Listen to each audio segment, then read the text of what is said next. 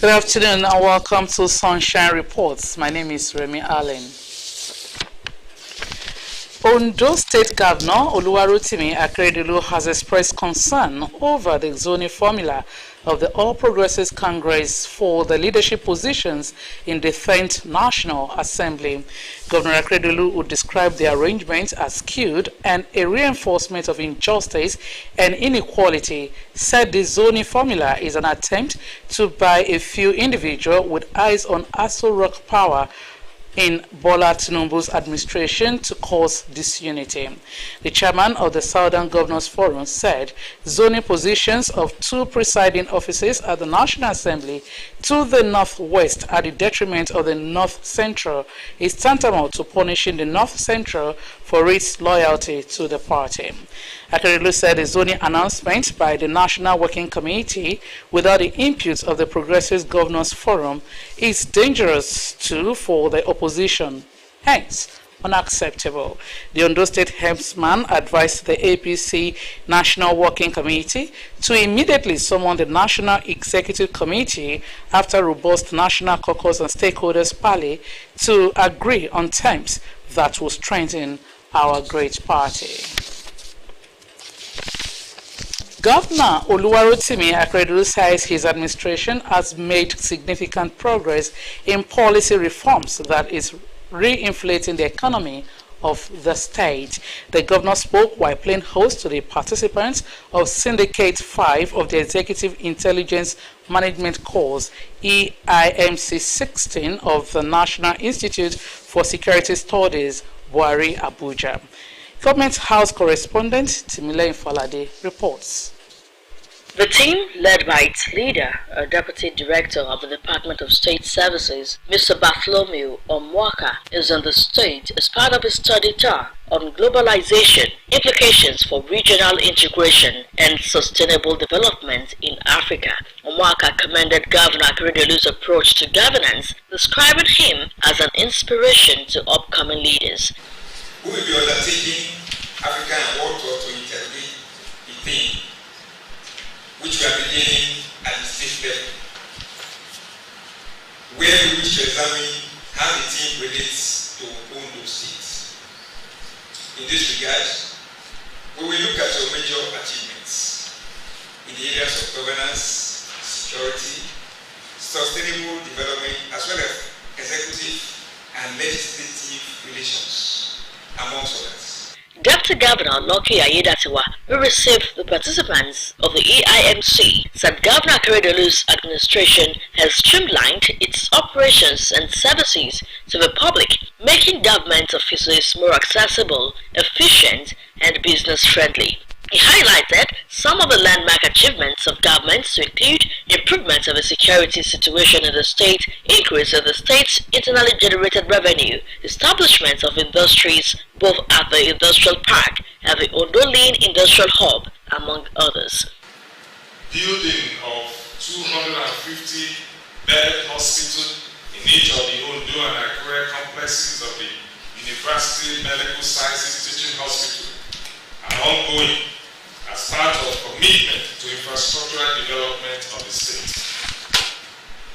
Our administration also signed into law a contributory health insurance scheme which enables all classes of people, their spouses, and 4 children under 18 years old in the state to access affordable health care services. The scheme has since commenced in the state.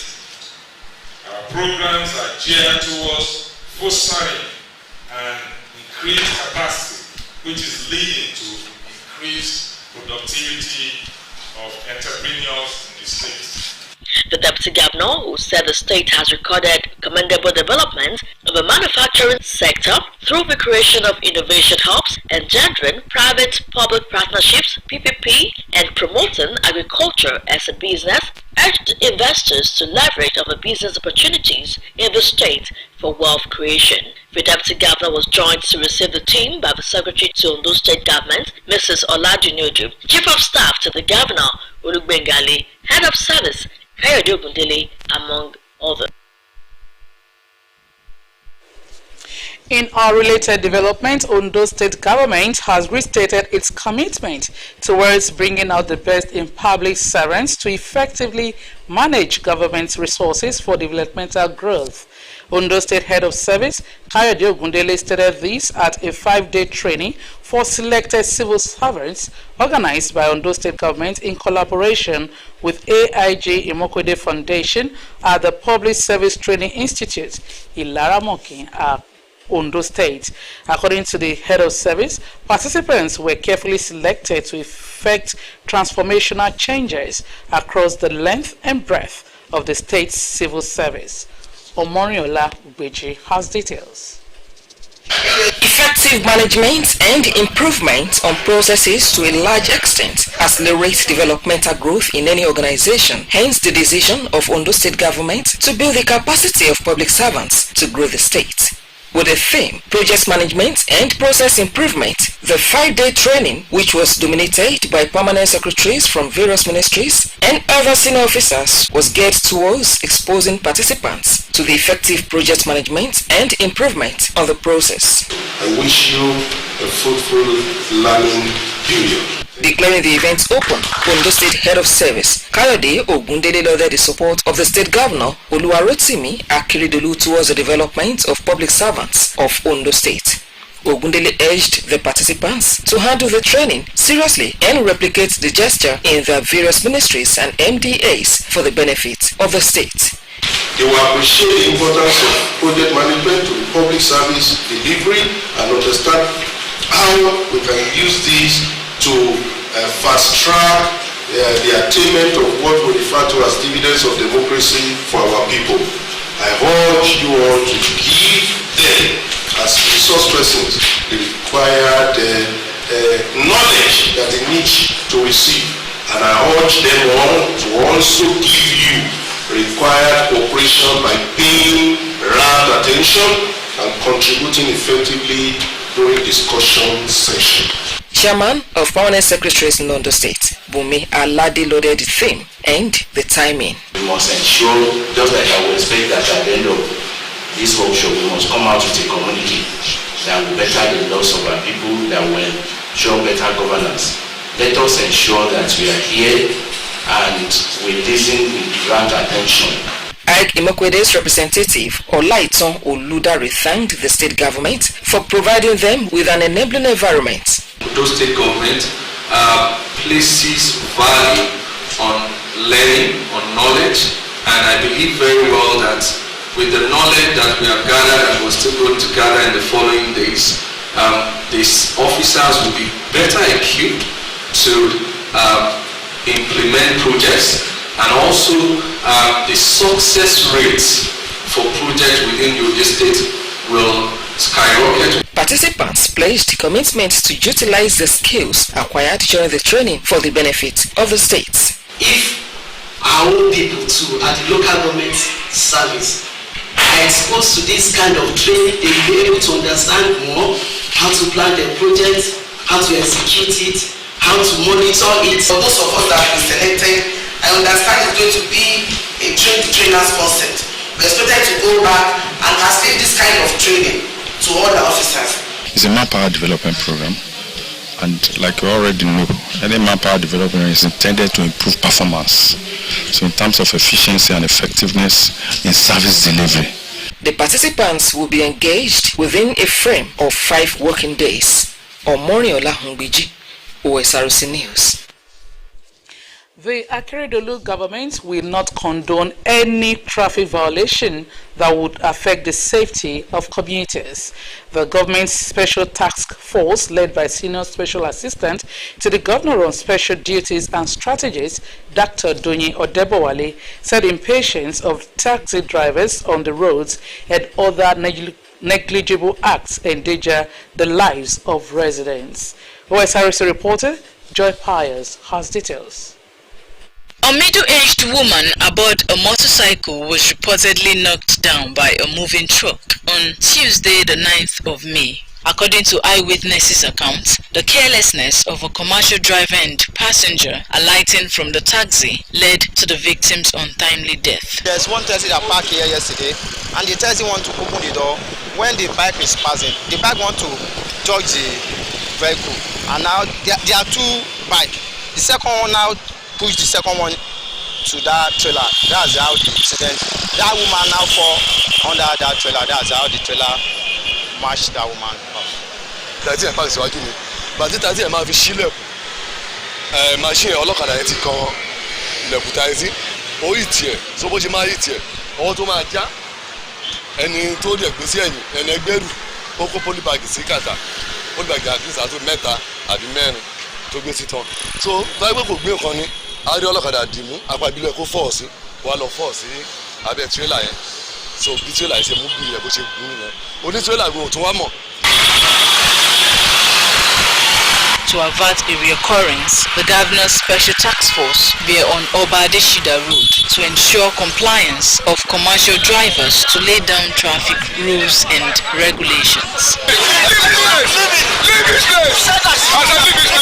This route was designed to decongest traffic occasioned by taxi drivers' disorderly conveyance of passengers. Many of the cab drivers who failed to ply the routes provided for them were apprehended.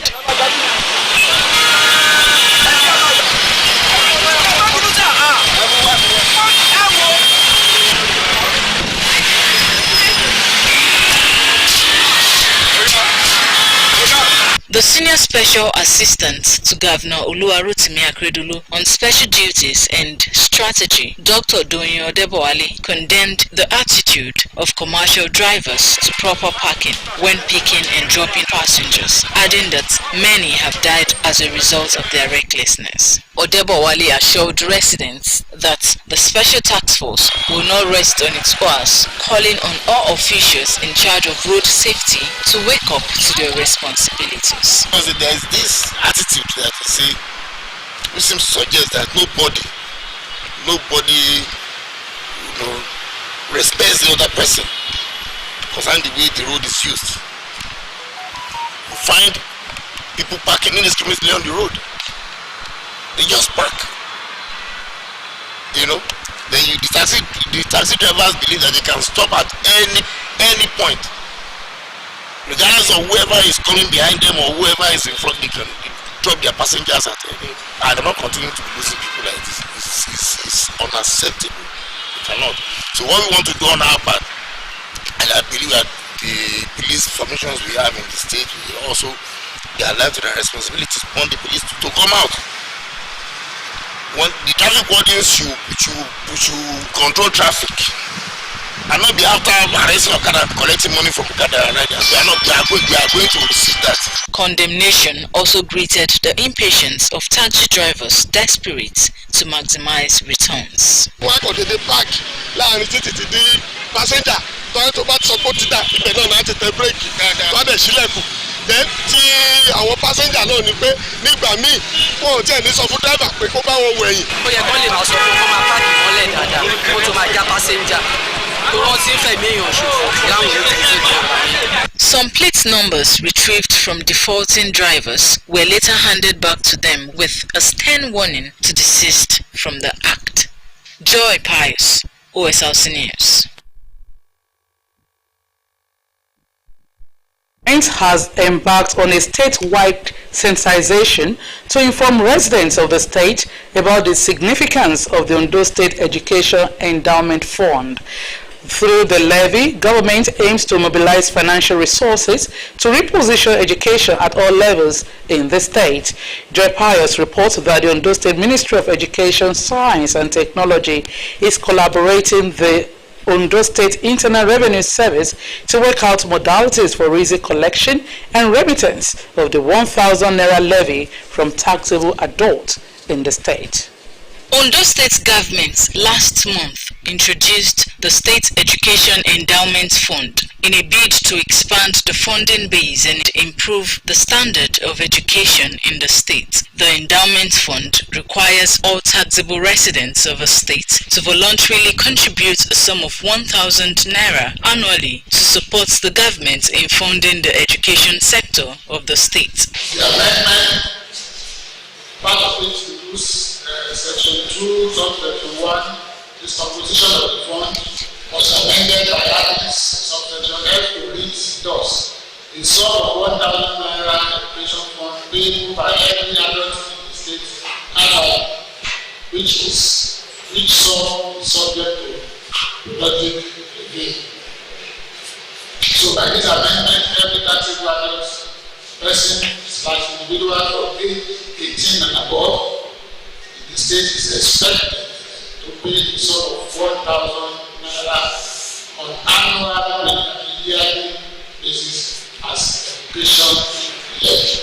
To this end, Ondo State Ministry of Education, Science and Technology, in collaboration with the Ondo State Internal Revenue Service, took to major streets in Akure, the Ondo State capital, for a statewide sensitization to intimate residents to the development. The Secretary of the Ondo State Education Endowment Fund, Mr. Kolawole Kayode, while noting that government cannot fund the sector alone, explained that the fund would be expended on provisions of facilities for schools, renovation of dilapidated school structures, and provisions of bursaries and scholarships, among others. He sought the public's support to bring the vision to realization.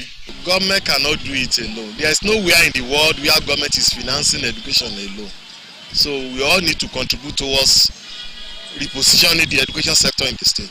The objective is to create awareness and sensitize the public in respect of the newly introduced education levy in the state. It's just 1,000 naira per taxable adult in the state. Some residents of the state stated that the move is a welcome development. The exercise, which began in Akure, the Ondo State capital, will be extended to 3 towns in the 3 senatorial districts of the state, which include Ondo, Okitipupa, and Ikare local government areas of the state. Joy Pius, Osrc News.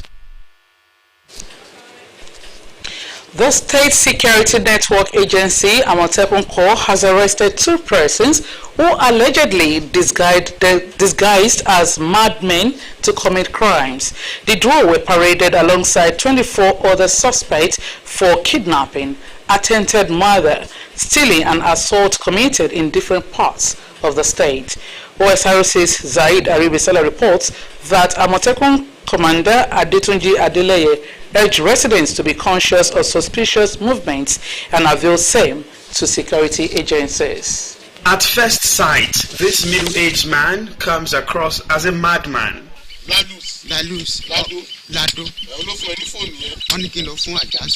But beyond the looks and unintelligible words, the Ondo State Security Network Agency, Amotekun Corps, has apprehended him for allegedly disguising to gather information and aid criminal activities. Upon further interrogation, we found out that he was actually reporting movement to some people. But when we try to make him mention the names of those people, he will start coughing. And we are working on the call list now. Another middle-aged man who allegedly killed his landlord under the pretense of being mad was also arrested. Aside the 2 individuals, 24 other persons were paraded for crimes ranging from kidnapping, attempted murder, burglary, stealing of electric alternator, assault, among others. Amotekun Commander Adetunji Adeleye said one of the suspected kidnapper abducted a businessman in the Mowe axis of Ogun State and allegedly killed the victim. My gang leader, where he's calling Blessing, it is him that said that this man that's coming, say in the sell land for us, he may just arrest him. Along the processing, now within ourselves, now they gonna just talk. You gonna just talk? Now they gonna just talk the pay. You gonna just talk and scatter the man. Yes, sir. So we are set to hand over the suspect who had been on the wanted list of Ogun State Police to the police command of Ogun State any moment from now. The security chief said efforts were ongoing to rid the state's forest of criminals. We also want to let the public know that it's time for them to be wary of those that pretend to be mad people, where on searching these mad people, we find iPhones, expensive phones, and we find out that majority of them only pretend to be mad in order to gather informations in the particular area where they intend to operate. I want the general public to be wary of such, and if they notice unusual movements about, so to say, mad or lunatic people, they should let the security agencies know on time before they carry out their activities. The Ondo State Security Network Agency, Amotekun Corps, says its ongoing 24-hour patrol of the state will continue while also relying on intelligence from members of the public. From Amotekun's headquarters here in Akure, Sahida Ribisala, Osrc News. Meanwhile, security forces in Ondo State are intensifying efforts at unraveling the shooting incident in Owo, which allegedly claimed 3 lives. Police Public Relations Officer Funmilayo Odunlami Omisoya said details on the incident are still sketchy. No official report of sorts, and we never heard of any cult clash in Owo. However, yesterday night, on a social media group, someone said they've been hearing about killings in Owo, especially relating to cult, but with no other information. The DPO and his men moved around yesterday night, went on patrol and asked around if there was any issue. Everybody kept on claiming they didn't hear anything or see anything. But we keep telling our people, when you see something, say something. If 1 or 2 people are saying something like that had happened, and the police is even moving around to ask questions, we need help. Up to this moment, as I'm speaking to you, we've not seen any cops, we've not seen anybody. So we can actually confirm if there is an issue like that. In the meantime, Special Advisor to the Governor on Security Matters, Adetunji Adeleye, restated government's commitment to securing lives and property of Ondo State residents. The public were advised to always avail security agencies with requisite information so as to track down crime while it boils. No fewer than 20 newborn have benefited from gifts from the Red Cross Society of Nigeria, Ondo State chapter. The move is part of activities lined up to mark this year's Founders Day and to seek humanitarian assistance for the needy. Osrc's Omoshileola Adesoye Ajayi now reports. Every 8th day in the month of May is set aside to celebrate the birth of the founder of Red Cross Society, to honor her and the history of the society. And as part of activities to mark this year's Founders Day, the members of the society in Ondo State visited the State Specialist Hospital Akure, formerly Mother and Child Hospital, to distribute gift items to newborns. According to Branch Secretary of the Red Cross Society of Nigeria in Ondo State, Mr. Oshonawa Rashid, the mission of the society is to alleviate the situation of vulnerable people, including victims of disaster, epidemics, among others. So we always have a program to do to celebrate the birth of our founder. So either making a special donation to the needy or to the newborn babies, or we create a project so as a landmark for that particular year. So that of this year, so we've decided to come to Mothers and Child Hospital to make donations to the newly born babies. While calling on well-meaning individuals to support the society in our efforts to put smiles on the faces of the downtrodden, Mr. Oshonawa said the society will continue to comfort the needy. We make it like a double hand. So we presented gifts to the newly born babies. Then we also used the avenue to raise fund for our own orphanage and vulnerable children's home situated at Ileoluji Okegbo. So we are expecting the project to kick off any moment from now. So while we are still waiting for funding. In an interview, the matron of the hospital, Mrs. Akimbade, who appreciated the Red Cross Society of Nigeria for the gesture, also called for more support to the hospital. I want to appreciate the Red Cross Society. They came to Mother and State Specialist Hospital Akure, formerly Mother and Child Hospital, and they gave up to about items of to over 14 people. Our newborns, they gave pampers, they gave soap and others. We want to use this opportunity to appreciate them, and as Oliver Twist, we want to ask for more. So by this time next year, we still expect more from them. Some of the beneficiaries thanked the society for the gift, which they said will go a long way to assist them. I'm so grateful because I'm not expecting this until I get to know that they delivered this gift to us. I'm so grateful to them. And I pray that God will continue to strengthen their lives. Some of the gift items distributed include diapers, baby soaps and clothes, as well as toiletries. Omoshiliola Adesoye Ajayi, Osrc News. Finally, on sports, Sunshine Stars Football Club Akure have qualified for the next round of the Federation Cup after posting 2-0 win over Standard Football Club of Kaduna at the Conference Stadium in Lokoja. Michael Olalusi's volley in the 13th minute of a pass from Vincent Mitope proved to be the much-needed curtain raiser for the Akure-based side. Olalusi made it 2 when he slotted in with 30 minutes left. Captain Ejike Uzuechi replaced the fulfilled brace scorer in the nick of 90 minutes. Sunshine Stars will, in the round of 16, play EFCC Abuja, who eliminated Oka United on penalties. And with that sports diary, we conclude Sunshine Reports. Thanks so much for watching. Good afternoon.